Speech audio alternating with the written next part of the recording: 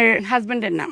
জি, অনেক চৌধুরী। অনেক চৌধুরী মানে? যে মানুষটা তার সন্তানকে স্বীকারই করে না, সে মানুষটার নাম কিভাবে বাবা হিসেবে যায়? স্বীকার করে না মানে? আপা, আমি আপনার বুঝায় কইতাছি, এটা একটা পারিবারিক ঝামেলা, আপা, আর কিছুই না। পারিবারিক ঝামেলা? তার মানে আপনার স্বামী আপনার বাচ্চাকে মেনে নিচ্ছে না? তাহলে পেটের বাচ্চার বাবাকে? আপা কিরকম না, আমার বাচ্চার বাপ আমার স্বামী অনেকই। তাহলে উনি যে কি বললেন? আপনি ওনার কথা বিশ্বাস করেন? উনি একটা বাইরের লোক, ওনারা তো কেউ আমরা চিনিই না। আপনি এনে সবাইকে জিজ্ঞেস করেন, সবাই জানে অনেকে আমার স্বামী। হ্যাঁ আপা, এই বাচ্চার বাবা অনেক ভাই। হ্যাঁ ঠিক বলছেন। না থাক, আপনি হাসপাতালে গিয়েই কাট করেন। আমার আসলে একটু ঝামেলা মনে হচ্ছে। আমি আমি চলেই যাই। আপনারা সবাই ভালো থাকুন, ঠিক আছে? আল্লাহ হাফেজ।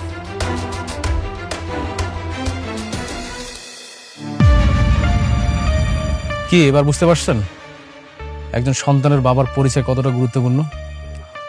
এখনো সময় আছে, বাবার পরিচয় নিন, আমাকে বিয়ে করেন, তাহলে কেউ আর কিছু বলবে না আপনাকে। আমি কি আপনার কাছে পরিচয় চাইছি আমার সন্তানের? তাহলে মানুষকে কিভাবে জবাব দিবেন?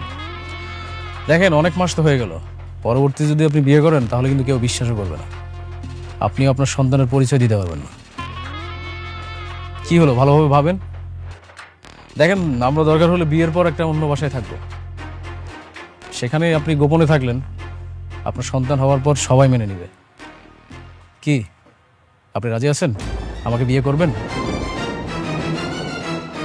আপনি না অনেক বাড়াবাড়ি করতেছেন। আপনার আমি অনেকবার বুঝাইছি, আপনি বোঝেন নাই। আপনি জানেন না আমার এই সন্তানের বাপকে? আমার সন্তানের বাপ যে অনেক, এটা সবাই জানে, আপনিও ভালো করে জানেন। এই বিষয়টা নিয়ে যদি আপনি আর একবার বাড়াবাড়ি করছেন না, আপনার কিন্তু খবর আছে কয়ে দিলাম, মনে রেখে।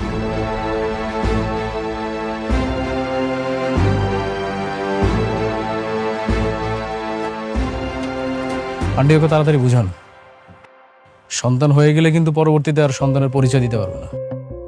ঠিক আছে বাবা, আমরা বুঝাবো। তুমি ওর কথা কিছু মনে করো না। আরে না, কি বলছেন আপনি? আমি কেন ওর উপর রাগ হয়ে থাকবো? আমি তো ওর ভালো চাই। আমি আবার আসবো, আপনি ওকে দেখেন, একটু বুঝান, রাজি করাতে পারেন কিনা।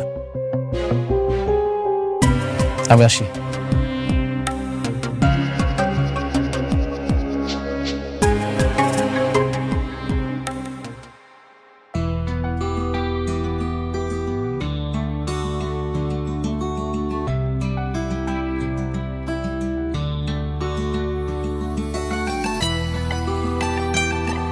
কিছু ভাবছো? কিছু না কিছু তো ভাবছি।